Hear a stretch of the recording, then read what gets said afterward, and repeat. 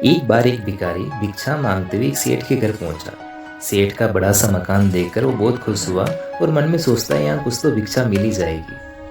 वो घर के अंदर देखता है तो सेठ जी अपने बगीचे में पौधों को पानी पिला रहे होते हैं। वो सेठ जी का आवाज़ लगाता है तो बोलता है, सेठ जी, इतना विशाल आलीशान मकान मैंने पूरे शहर में किसी का नहीं देखा। मैं एक भिक्षुक हूँ, मैं यहाँ से गुजर रहा था, मैंने सोचा कि मुझे कुछ तो भिक्षा आपके यहाँ से मिल ही जाएगी।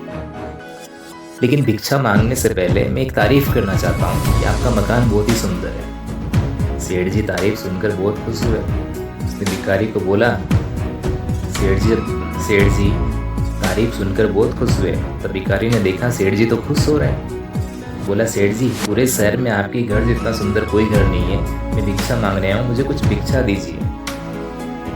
सेठ जी खुश हुए और अपनी पत्नी को आवाज़ लगाई। सेठ जी खुश हुए और अपनी पत्नी को आवाज़ लगाई, हे प्रिय, जो मैं कल सोने का हार लेके आया था उसे लेते हुए आना।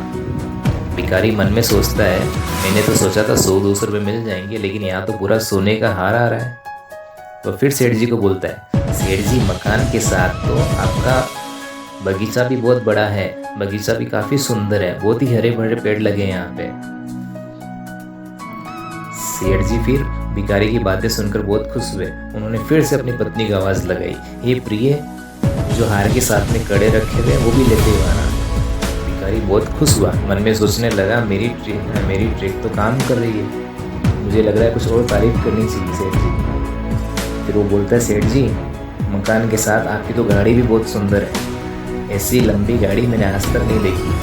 पूरे शहर में आपका आलीशान मकान है, बगीचा इतना बड़ा है और इतनी बड़ी कार है, और आपकी जितना सुंदर इंसान तो मैंने ज़िंदगी में नहीं देखा। बस अपनी क्षमता के अनुसार मुझे कुछ भिक्षा दीजिए और मैं कुछ भी नहीं चाहता। सेठ जी बहुत खुश हुए और अपनी पत्नी का फिर से आवाज़ लगी। बोला, हे प्रिय, तिजोरी में रखे हुए रुपयों में से 1 लाख रुपये भी लेते हुए। भिखारी बहुत खुश हुआ और सोचने लगा, बस अब इतना बहुत हो गया, अब ज़्यादा तारीफ नहीं करनी, कहीं उल्टा ना हो जाए कुछ। और वो वहीं पे खड़ा होके रुपये आने का वेट करने लगा।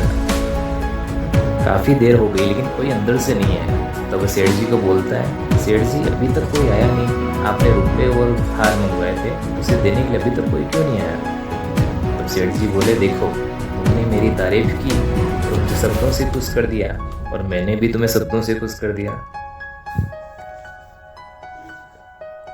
दोस्तों, ये छोटी सी कहानी क्या सिखाती है हमें? कि सुख में उछले नहीं और दुख में फिसले नहीं। मतलब सुख और दुख तो जीवन में आते जाते रहते हैं। अगर आप ज़्यादा सुखी है आज, तो उछलिए मत, क्योंकि हो सकता है कल जीवन में दुख आने वाला हो। अगर आप आज दुखी है तो कल सुख आने वाला है। इसलिए दुख हो तो आप निराश मत होइए, और सुखी हो आप तो बहुत ज़्यादा खुश भी मत हुई, क्योंकि ये दोनों एक ही सिक्के के 2 पहलू है।